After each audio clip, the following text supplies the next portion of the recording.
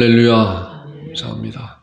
히브리서 10장 12절과 13절에 있는 말씀, 우리가 계속적으로 몇 달 동안 이제 예수님께서 십자가야 상에 달려 돌아가시면서 이렇게 놓으신 그런 영적인 의미, 어떤 그런 일이 어떤 것인가 계속적으로 살펴보고 있습니다.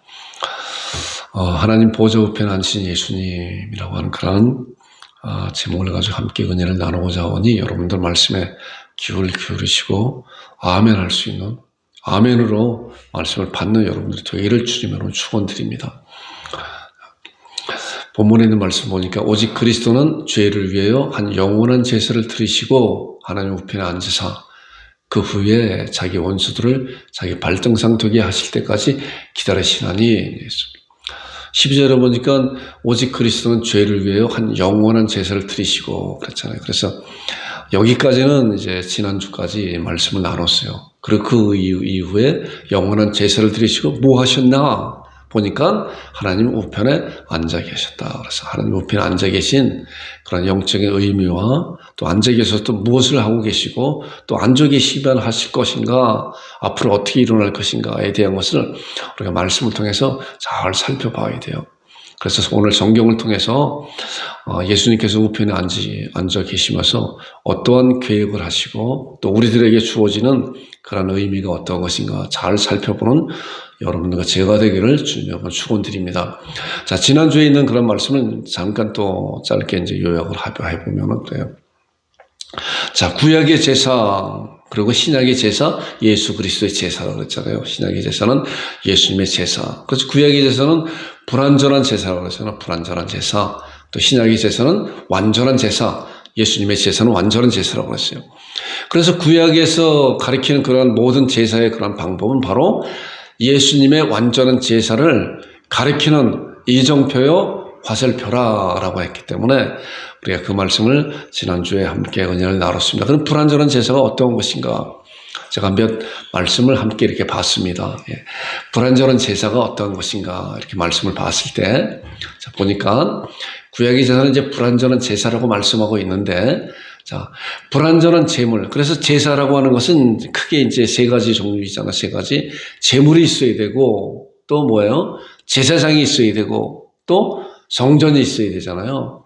그렇기 때문에 구약에서 말씀하는 그러한 불완전한 이제 제물 어떤 것인가 보니까 히브리서 10장 4절에 있는 말씀이에요. 그래서 불완전한 제물과 완전한 제물에 대한 것을 함께 말씀을 이렇게 보면서 여러분들 이런 말씀에 대해서 잘 좀 신앙적으로 다져줬으면 좋겠다 이렇게 생각이 되어집니다.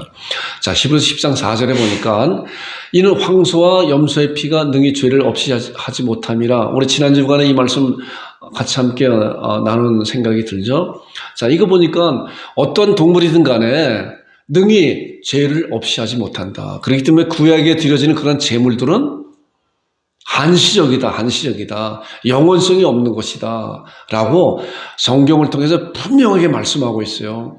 성경은 어떤 면에서는 말씀을 보게 되면 너무나도 자세하게 그런 말씀을 잘 우리들에게 말씀하고 있는데, 우리는 그런 거에 대해서, 그런 말씀에 대해서 좀 사모하는 마음을 가지고, 또한 갈급한 마음을 가지고, 또한 기도함으로써 그 말씀을 깨닫게 해달라고 말씀을 볼 때 하나님께서 그런 말씀을 하나하나 우리들에게 가르쳐 주세요. 자, 불완전한 제물, 구약에 드려지는 그런 제사가 다 불완전한 것인데 왜 그런가? 근데 이 말씀에서 분명히 말씀하고 있잖아요. 황소와 염소의 피가 능히 죄를 없이 하지 못한다. 그렇다고 하면은 완전한 제사, 완전한 제물은 무엇인가? 이제 예수님의 제사가 완전한 제사라고 그랬잖아요. 완전한 제물 보니까 그것도 성경에서 분명히 말씀하고 있어요. 히브리서 9장 14절에 나오는 말씀 보니까 하물며, 자, 이 하물며라고 하는 그 앞에 나오는 말씀은 염소와 송아지의 그런 피로도 우리 인간들의 그런 죄를 한시적이지만은 사해 줄 수가 있는데, 하물며 나오는 말씀이 그 말씀이에요. 그래서 우리가 그 말씀 안에 들어갈 때 그 말씀의 내용과 그 상황이 어떤 거에 따라서 우리가 그런 말씀에 대해서 우리에게 오는 그 신앙이 크기가 다르다는 거예요. 그래서 이 하물며라고 하는 그거예요. 하물며, 저 어린아이도 하는데 하물며 어른이 이것도 못하냐, 그 말씀이잖아요. 그런 거예요. 그러니까 동물의 죄도 한시적으로 사람들의 죄를 용서해 줄 수가 있는데 하물며 영원하신 성령님으로 말미암아 흠없는 자기가 누구예요? 예수 그리스도잖아요. 예수 그리스도께서 하나님께 드린 예수님의 그 피가 너희의 죄들을 용서하지 못하겠느냐라고 반문법적으로 말씀하고 있는 거예요. 자, 그리고 이제 제물에 대한 또 제사장, 지난 주간에 이제 말씀을 나눴기 때문에 제가 잠깐 말씀을 나누는 것은 이제 예수님께서 하나님 보좌 우편에 계시다고 하는 그런 말씀에 대한 연결성이 있기 때문에 말씀을 나누는 거예요.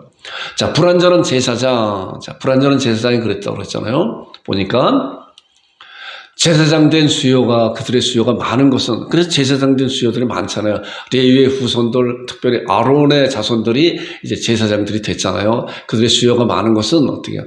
죽음으로 말미암아 항상 잊지 못함이라. 그 제사장들이 수요가 많은 것은 언제 그 생명이 떠나갈지 모르기 때문에 그래서 수요가 많은 것이다. 그래서 불완전한 제사장이라고 이렇게 볼 수가 있어요.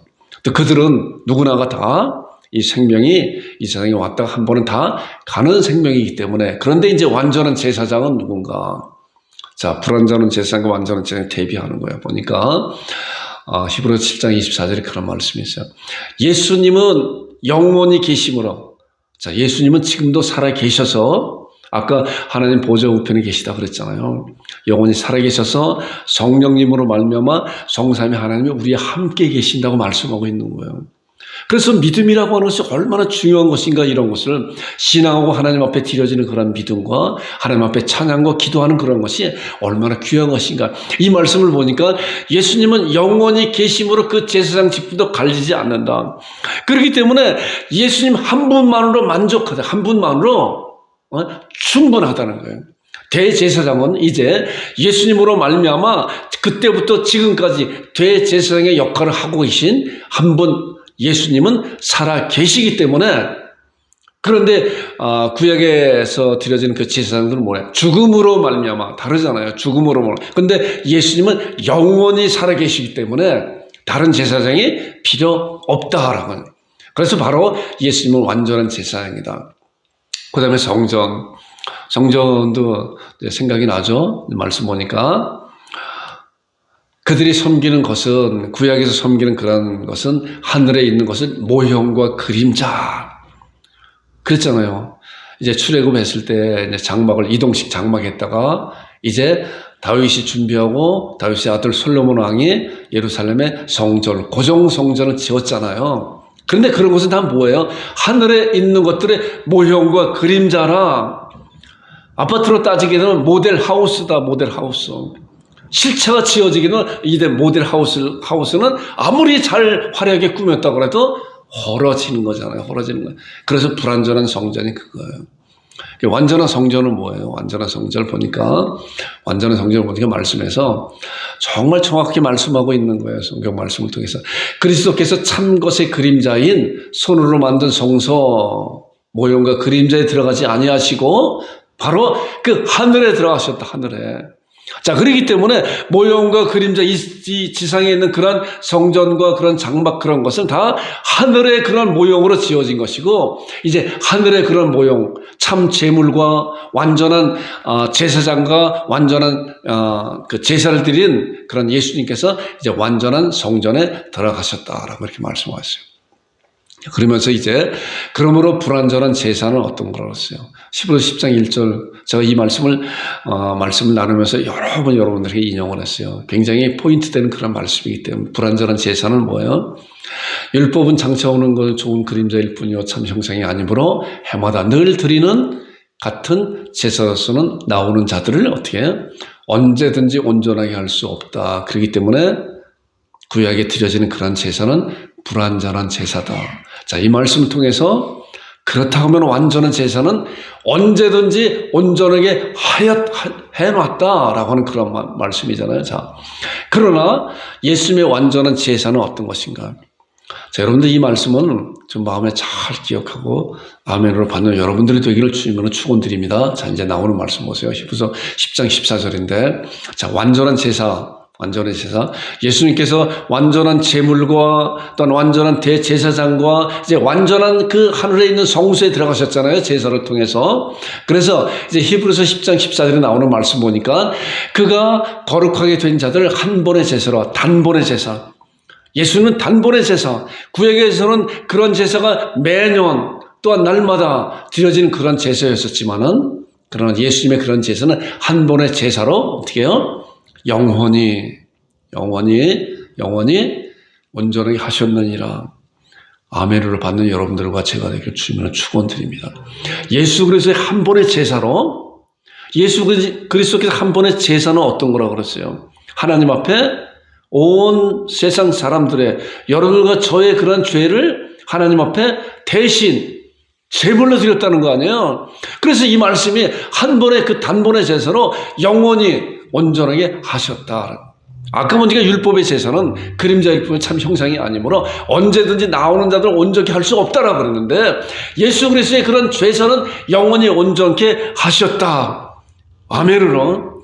아멘입니다. 아멘입니다. 그 말씀이 내 말씀입니다. 그렇기 때문에 나는 온전한 자가 되었다는 거예요. 온전한 자. 그래서 여러분들에게 그 말씀 제가 자주 드리잖아요. 우리는 하나님 앞에 의로운 자다, 온전한 자다.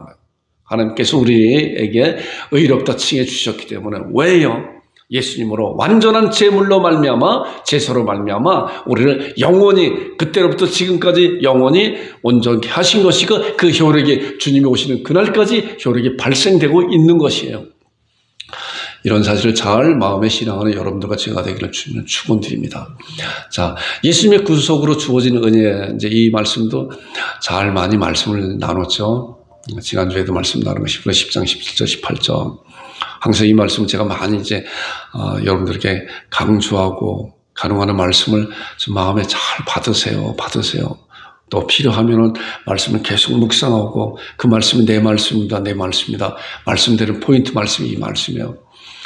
하나님께서 그 예수님의 그런 완전한 제사를 받으시고 우리에게 선포했다고 그랬잖아요. 또 그들의 죄와 그들의 불법, 우리들의 나의 죄와 나의 불법을 하나님께서 다시 기억지 않는다라고 하는 이런 놀라운 선포가 어디 있어요? 이런 선포가 말씀 안에서 우리가 영원히 열려질 때 그것이 내 것입니다 라고 할 때 우리는 하나님 앞에 담대하게 떳떳하게 나갈 수 있는 그런 자들이 된다는 거예요.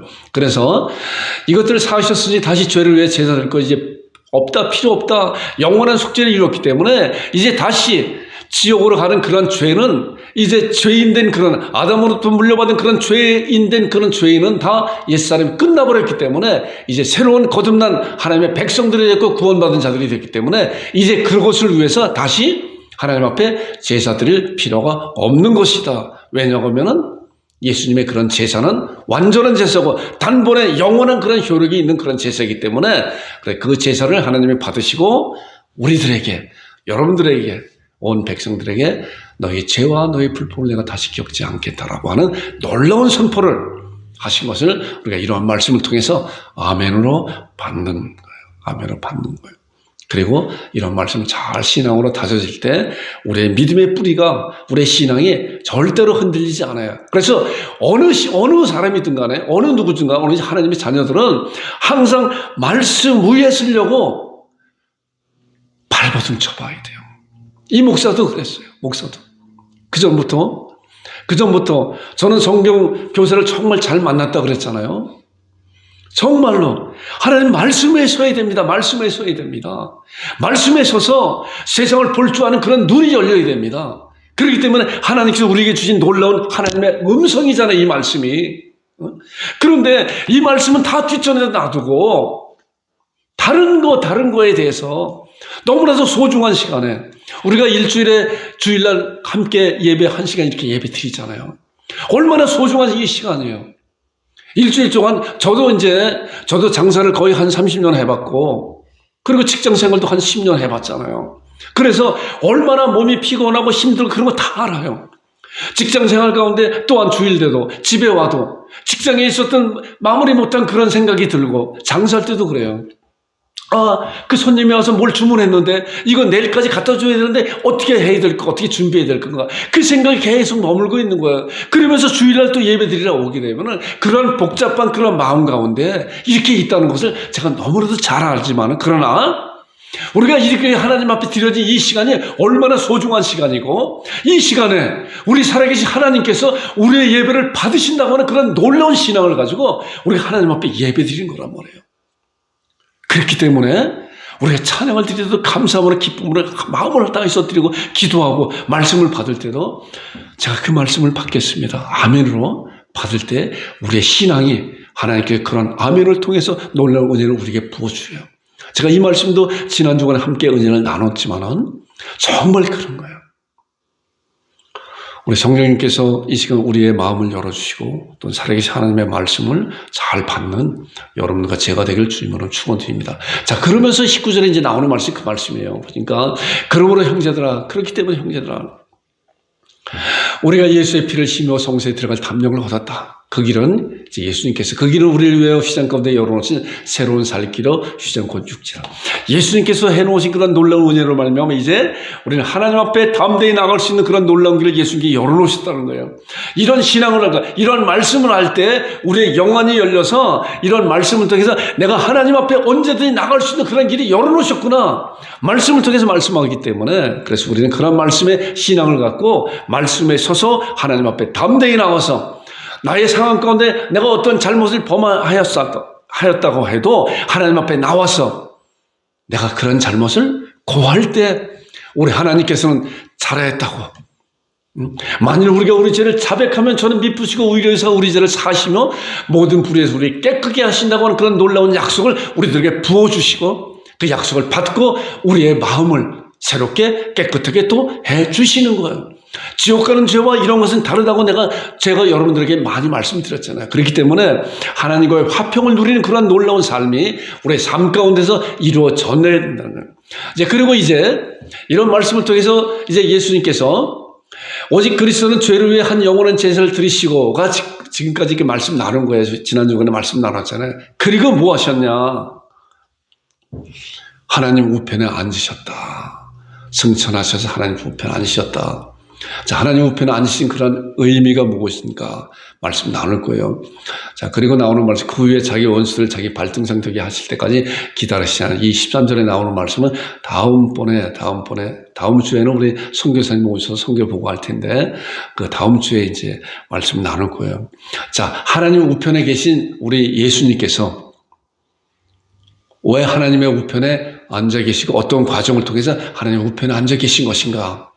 또 하나님의 우편에 앉아 계시면서 지금 무엇을 하고 계신 것인가? 성경을 통해서 우리가 그런 사실을 잘 알고, 자, 그래서 우리 주님께서는 하나님 보좌 우편에 계셔서 어떤 일을 하고 계시길래 하나님 보좌 우편에 계신 것인가? 우리가 말씀을 두고 잘 알 때 우리 주님께 찬양드리고 감사드리고 영광 돌릴 수 있는 그런 신앙이 생기는 거예요. 말씀을 잘 보겠습니다. 자, 히브리서 12장 2절은 이제 그 말씀이잖아요. 히브리서 11장의 믿음장이라고 쭉 말씀하고, 히브리서 12장 1절에 이름으로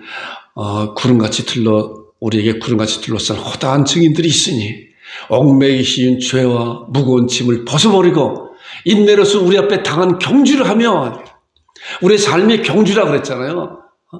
우리의 그런 허다한 증인들이, 히브리서 11장에 쭉 믿음의 그런 증인들이 쫙 나오잖아요. 그런 증인들이 우리를 지금 보고 격려하고 있다.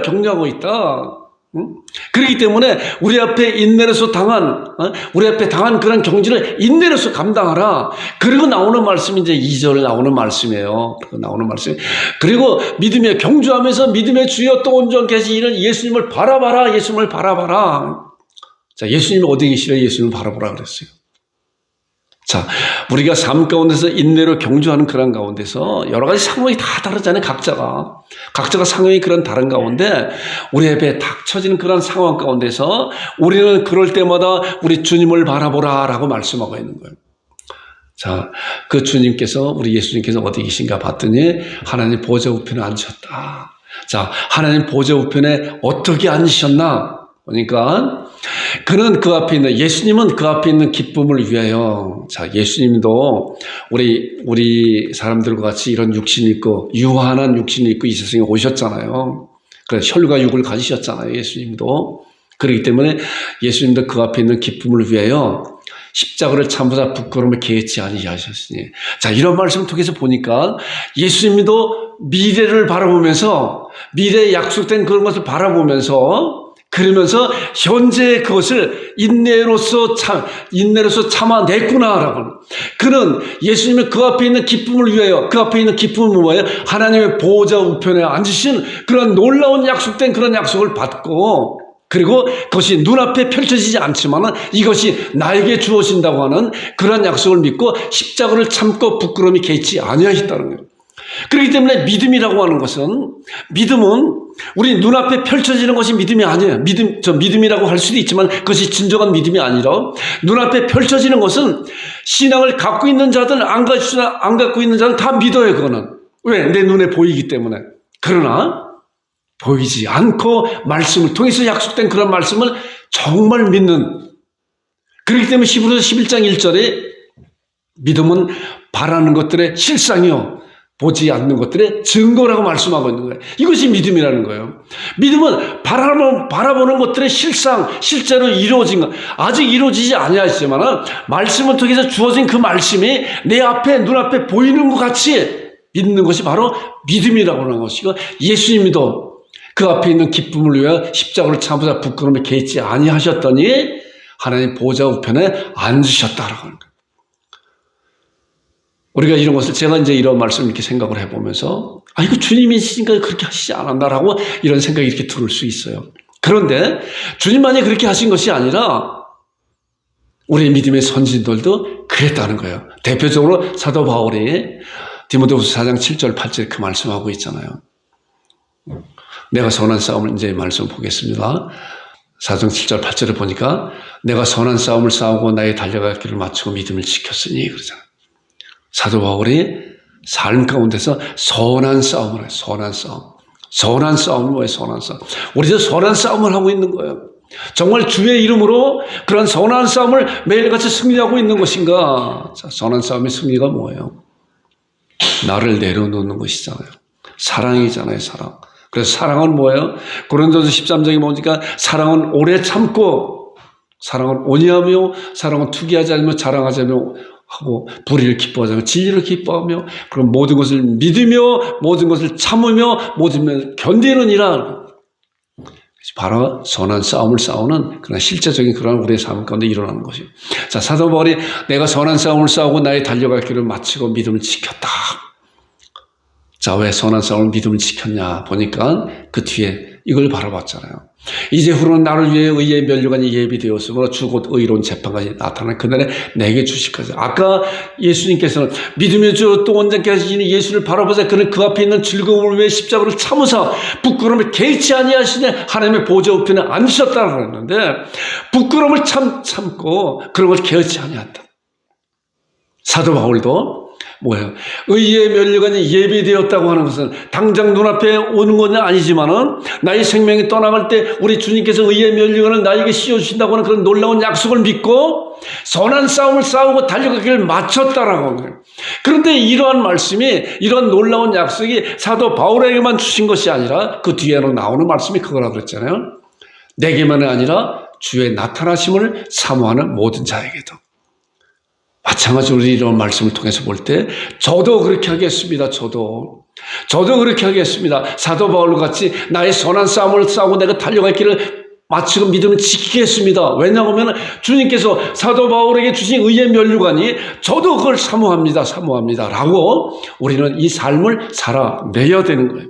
여러분들과 제가 그런 자들이 되기를 주님으로 축원드립니다.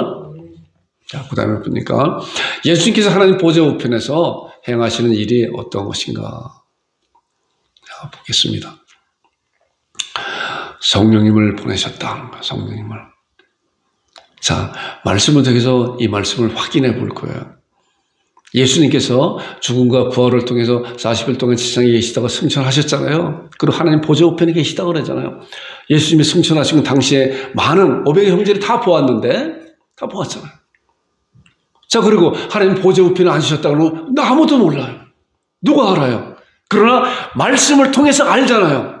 믿음은 바라는 것들의 실상이라고 하는 그런 것이 하나님의 말씀을 통해서 우리도 지금 그러한 사실을 하나님 보좌 우편에 앉아 계시구나라고 알아요.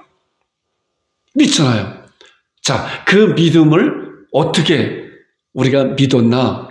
자, 성령님을 보내셨다면 예수님께서 먼저 하나님 보좌 우편에 가셔서 제일 먼저 한 것이 이것이겠다라고 이렇게 생각해요. 성령을 보내셨다. 말씀을 보니까 요한복음 16장 7절에 그러나 내가 예수님의 이제 제자들에게 이제 말씀을 쭉 이제 가르치는 거예요. 내가 너에게 실상을 말한다. 내가 떠난 것이 너에게 유익이라. 자, 예수님이 떠나가는 것이 왜 제자들에게 유익이었을까요? 아까 말씀드렸잖아요. 예수님은 우리 인간같이 육과 혈과 육을 입으셨기 때문에 유한하잖아요.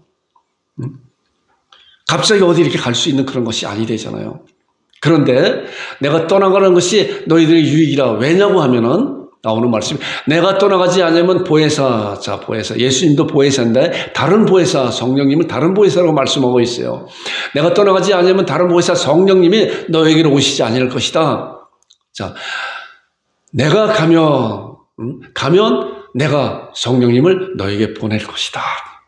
자, 성령님은 혈과 육을 입으신 분이 아니라 영이시기 때문에 하나님의 영이요 그리스도의 영이시기 때문에 시간과 공간을 초월하고 이 세상 어느 누구에게도 믿는다고 고백하는 그런 자를 내주하시는 거잖아요.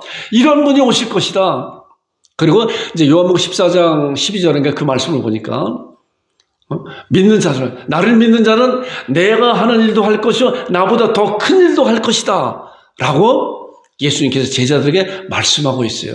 그 말씀은 성령님께서 오시게 되면은 내가 하고 있는 그런 일도 너희들 하지만은 나보다 더 큰 일도 할 것이다 라고 성령님을 통해서 너희들이 일할 것이라고 말씀을 하고 있는 거예요. 이 말씀 보니까 내가 떠나간다. 내가 떠나가지 않으면 그 성령님이 너에게 오시지 않을 것인데 내가 가면 그를 너에게 보내리라. 자, 이 말씀을 통해서 보니까 예수님이 죽음과 부활을 통해서 승천을 하셔서 하나님 보좌 우편에 가셔서 먼저 하신 것이 무엇일까요?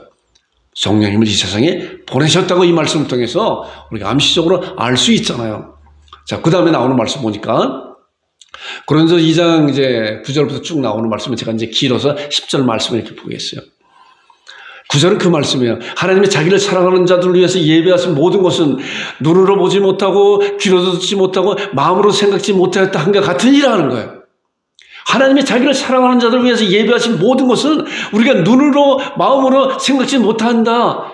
그런데 10절에 나오는 말씀이 오직이에요. 오직 하나님의 성령님으로 말미암아 이것을 우리에게 보이셨다. 자, 성령님으로 말미암아 하나님의 놀라운 그런 약속된 그런 말씀을 알게 해주신다고 이렇게 말씀하고 있는 거예요. 아, 그래서 예수님께서 먼저 하늘로 올라가셔서 먼저 성령님을 이 세상에 보내신 거구나 라고 우리가 이런 말씀을 통해서 알게 되죠. 보이셨으니 성령님은 모든 것, 곧 하나님의 깊은 것까지도 통달하시느니라. 하나님의 깊은 것까지도 알고 계시는, 그렇기 때문에 성삼위 하나님, 삼위의 성령님께서 이제 이 세상에 오셔서 우리를 통해서 예수님께서 해놓으신 그런 구속의 은혜를 알게 해주신단 말이에요. 성령님이 아니고서는 이런 것을 절대로 알 수가 없어요. 성경은 분명히 말씀하고 있는 거가 오직 하나님의 성령님으로 말미암아 이것을 우리에게 보이셨다. 그렇기 때문에 이러한 말씀을 통해서 우리가 알아야 될 것은 우리가 말씀을 볼 때나 성령 앞에 의지하면서 성령 나의 말씀을 열어달라고 간절한 그런 사모함이 있고 말씀을 볼 때 우리 사모하는 그런 마음 가운데 그런 그릇 가운데 하나님의 말씀을 놀랍게 영혼을 열어주셔서 보여주시는 거예요. 이것이 하나님의 말씀을 읽는 방법이에요.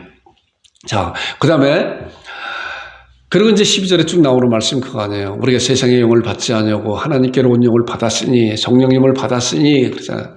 하나님의 믿는 자들은 우리 안에 우리가 인지하든 인지하지 않든 간에 성령 하나님께서 우리 안에 와 계신 거예요. 그렇기 때문에 이런 말씀을 통해서 그걸 확인해 보잖아요. 우리가 성령님이 내 안에 계셔서 나를 좌지우지하고 하는 그런 것을 내가 느끼지 못할 때가 얼마든지 많은지 몰라요. 그런데 말씀을 통해서 볼 때 우리가 세상의 영을 받지 않고 하나님께로 온 영을 받았으니 보니까 이는 우리로 하여금 하나님께서 우리에게 은혜를 주신 것들을 알게 하려니라. 하나님께서 우리에게 은혜를 주신 놀라운 그런 구속의 은혜, 놀라운 하나님의 말씀, 그런 것을 성령님으로 말미암아, 오직 성령님으로 이것을 우리에게 보이셨다라고 하는 그런 말씀 같이 성령님으로 말미암아 하나님의 말씀을 알 수가 있는 거예요. 자, 12장 이제 3절에 있는 말씀 보니까 그 말씀이에요. 그러므로 내가 너에게 알리노니 하나님의 영으로 말하는 자는 누구든지 예수님을 저주할 자를 아니하고, 그 다음에 나오는 말씀 성령님을 아니하고서는 누구든지 예수를 주라 할 수 없느니라 그러죠. 그래서 예수님께서 부활 승천하시면서 성령님을 먼저 이렇게 보내주신 그런 것이구나. 성령님이 오셔야만이 예수님의 해놓은 그런 놀라운 구속의 그런 은혜를 알 수가 있다는 거예요. 그러니까 지금도 우리도 마찬가지로 우리가 복음을 전달되든가 또한 말씀을 볼 때마다 우리는 성령님께 의지하면서 성령님이 역사해 달라고. 고린도서 2장 14절에 그 말씀이에요. 내 전담이 설득력 있는 지혜의 말로 하지 않냐고, 다만 성령님의 나타남과 능력으로 하였다. 너희 믿음이 사람의 지혜에 있지 않고 하나님의 능력에 있다고. 그 말씀이 바로 성령님께서 역사하셔야만이, 아무리 탁월한 그런 논리적인 그런 지혜를 가지고 사람을 움직인다고 해도 하나님의 말씀은 절대로 알 수가 없고, 성령님이 역사하셔야만이 그런 것을 알 수가 있다고 하는 것을 우리가 이러한 말씀을 정확히 알 때 우리의 신앙이 어떻게 가야 되는 것인가를 보여주잖아요. 그래서 예수님께서 이제 하늘의 보좌 우편에 앉으셔서 먼저 하신 일이 성령님을 이 세상에 보내주셔서, 예수님께서 하나님의 보좌 우편에 앉으신 그런 여러 가지 그런 과정을 성령님으로 말미암아 우리가 밝히 보이게 깨닫게 해주셨구나라고 이렇게 신앙할 수 있고 알 수가 있는 거예요. 말씀이 정확하게 우리에게 말씀하고 있기 때문에 그런 거예요. 그 다음에 예수님께서 이제 대제사장직을 수행하고 계시다. 아까도 말씀 나눴지만 대제사장은 한 분밖에 없어요. 그리고 더 이상 필요가 없어요. 왜? 영원히 계시기 때문에. 자, 그 대제사장직을 수행하고 계신데 말씀을 통해서 보겠습니다. 히브리서 6장 20절에 보니까, 그를 앞서 가신 예수님께서 멜기세덱의 반차를 따라 영원히 제사장이 되어 영원히, 그렇기 때문에 다른 제사장이 필요 없어요. 제사장이 되어 우리를 위하여 들어가셨느니라. 예수님께서 하늘의 보좌 우편에 앉으신 것은 바로 대제사장으로서 우리를 위해서, 여러분들을 위해서 들어가셨다고 하는 그런 놀라운 사실을 우리는 이러한 말씀을 통해서 볼 때 하나님 앞에 아멘으로 감사할 수가 있는 거예요. 누구를 위해서 들어갔어요? 예수님이 하늘의 보좌, 참 성소의 하늘에 들어가신 것은 여러분들과 나를 위해서 들어가셨다고 말씀하고 있잖아요. 이것이 바로 우리는 이런 말씀을 통해서 볼 때 우리의 영안이 열리는 거예요. 그러면서 우리의 안에서 우리의 거듭난 영이 하나님 앞에, 하나님 감사합니다 라고 화답하는 거란 말이에요. 이것이 신앙이에요. 그냥 하나의 논리적인 그런 것이 아니라, 그래서 하나님의 말씀을 통해서 정확하게 말씀을 잘 다져질 때 절대로 우리는 그 말씀 가운데서 흔들리지 않고, 오히려 다른 이단적인 그런 말씀이 들어올 때 우리는 이러한 말씀들에 분별할 줄 알고 그들을 가르칠 줄 아는 그런 신앙의 사람이 될 수가 있다는 거예요. 자, 히브리서 8장 1절에 보니까 그 말씀. 지금 우리가 하는 말의 요점은 이러한 대제사장이 우리에게 있다는 것이라. 이런 대제사장, 하나님 보좌 우편에서 대제사장 역할을 하고 있는 그런 예수님이 있다는 것이다.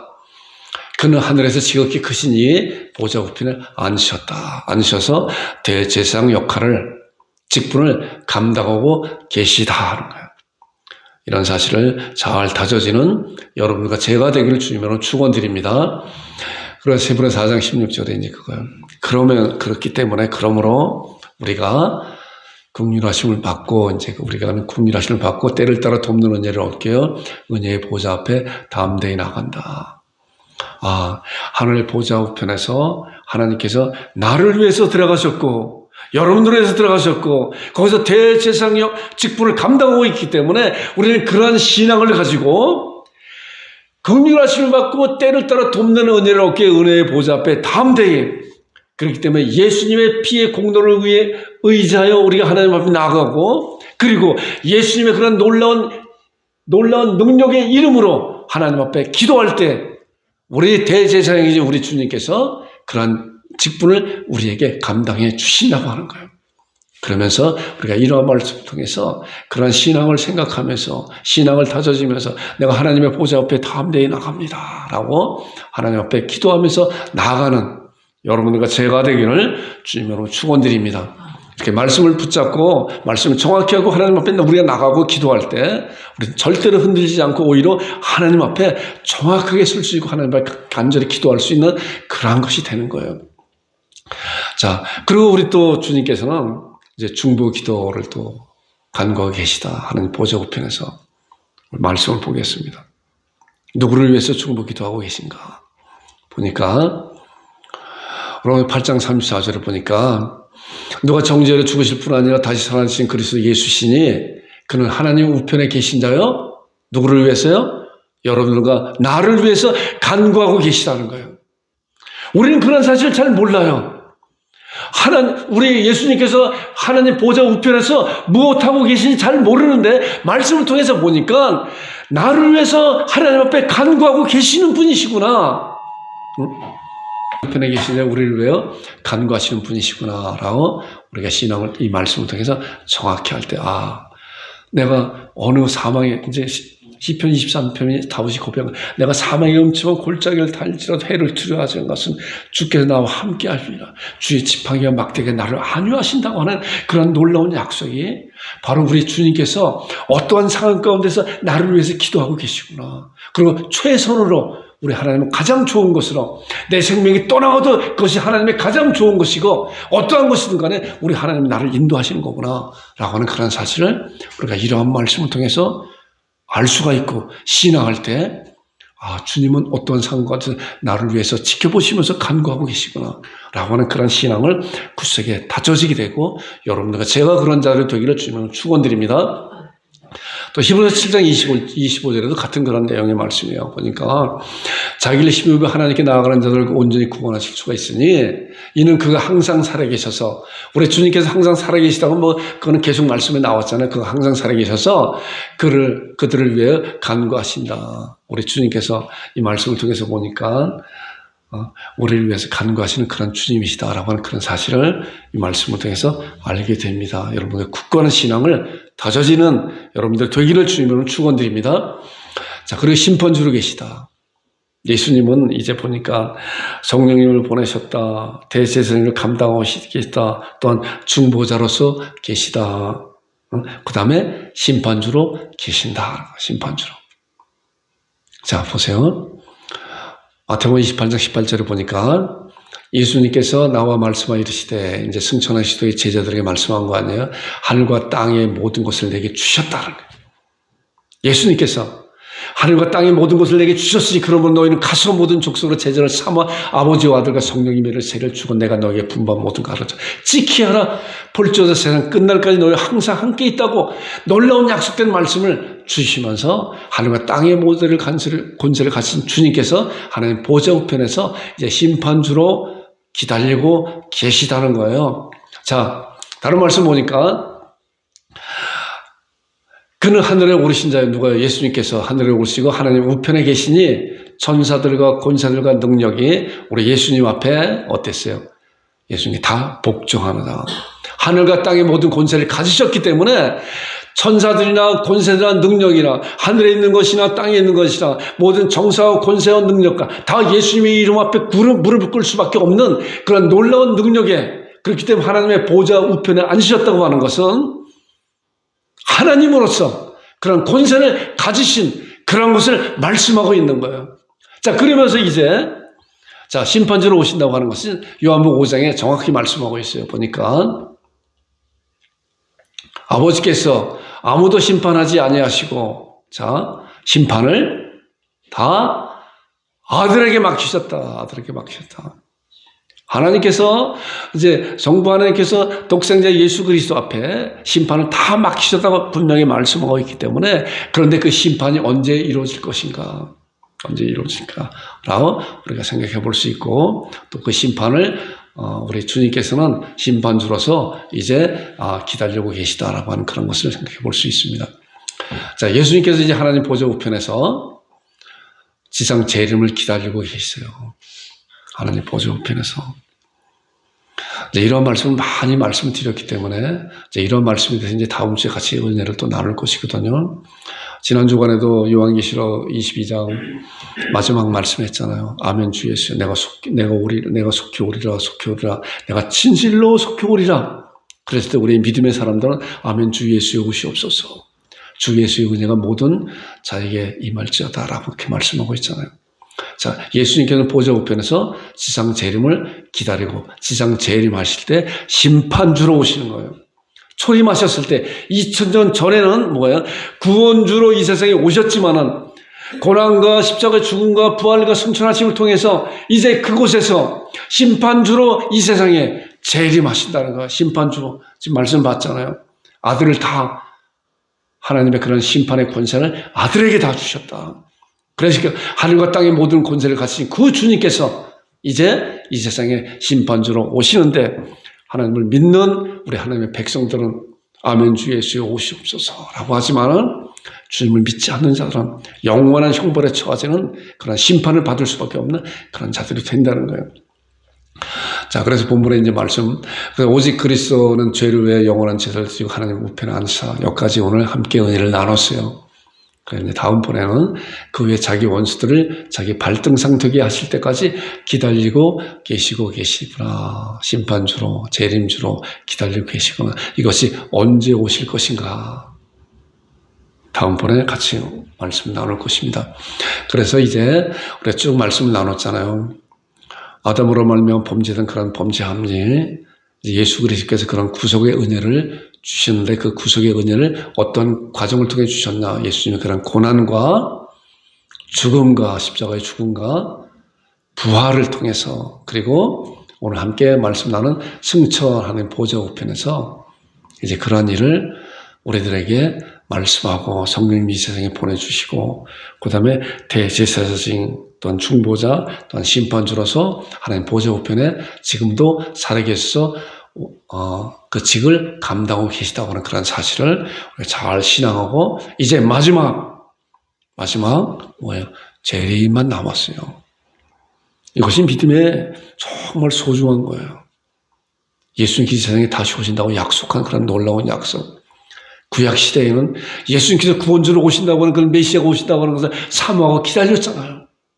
이제 우리 신약 시대는 이미 오신 예수님께서 모든 구속의 은혜를 다 완성시키셨기 때문에 이제 하나님 보좌 우편에 계시고 이제 마지막으로 예수님께서 심판주로 이 세상에 오실 때 온 인류의 역사는 종말을 구하는 것이고 이제 새하늘과 새 땅에서 하나님이 운행하시는 그런 하나님 나라가 이제 펼쳐진다고 하는 그런 사실을 우리가 믿음으로 받고 아까 믿음으로 사도 바울도 우리 주님도 그런 믿음으로 당장 펼치지 않아야 하시지만 믿음으로 바라보고 그 믿음의 삶을 살아낸 것 같이 우리도 이런 사실을 잘 믿으면서 삶을 살아내는 여러분과 제가 되기를 주님의 축원드립니다.